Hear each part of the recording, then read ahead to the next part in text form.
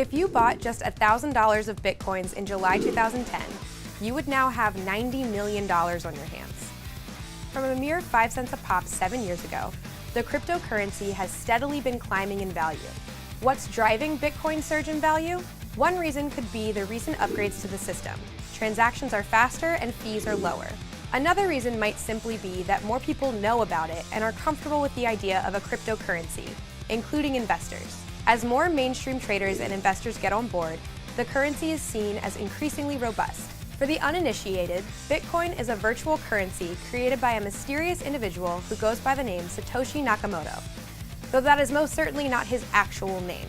Nakamoto introduced his idea for the cryptocurrency in a research paper in 2008, and it was implemented in 2009 as open source code. His reason for creating Bitcoin came down to the flaws he saw in the current system: banks debasing currency, a lack of privacy and security, banks' predatory lending practices, and the difficulties and expenses with transferring money. With e-currency based on cryptographic proof, without the need to trust a third-party middleman, money can be secure and transactions effortless.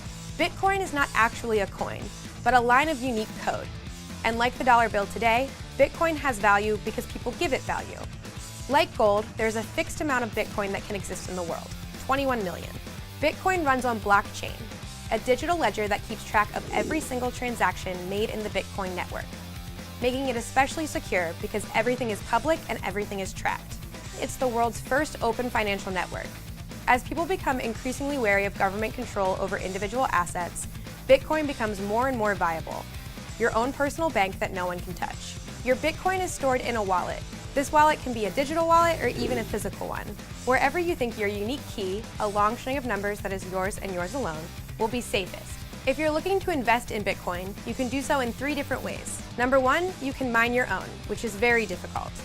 As competition for mining Bitcoins has increased, only those with powerful computers and cash to shell out for energy costs can keep up with processing the increasingly difficult calculations. Number 2, buy some from an online exchange. Or number 3, you can buy shares in a fund that invests in Bitcoin. And if you're looking to cash out, you can do so by selling your Bitcoin directly to another user in exchange for another currency or in an online exchange. Bitcoin's real-world value may be slower to develop. As a day-to-day currency, it's still hard to use. While there are some brick-and-mortar establishments that accept the currency, from hotel chains like Howard Johnson to certain restaurants, it's still difficult to use out in the real world. Online, certain goods and services can be bought with the currency. As more companies and retailers begin to recognize Bitcoin's growth, adoption will follow. For now, the currency's value lies in what it's worth, with Bitcoin holders closely watching its value climb, wondering when, if ever, to cash out. For UpRocks, I'm Frankie Greek.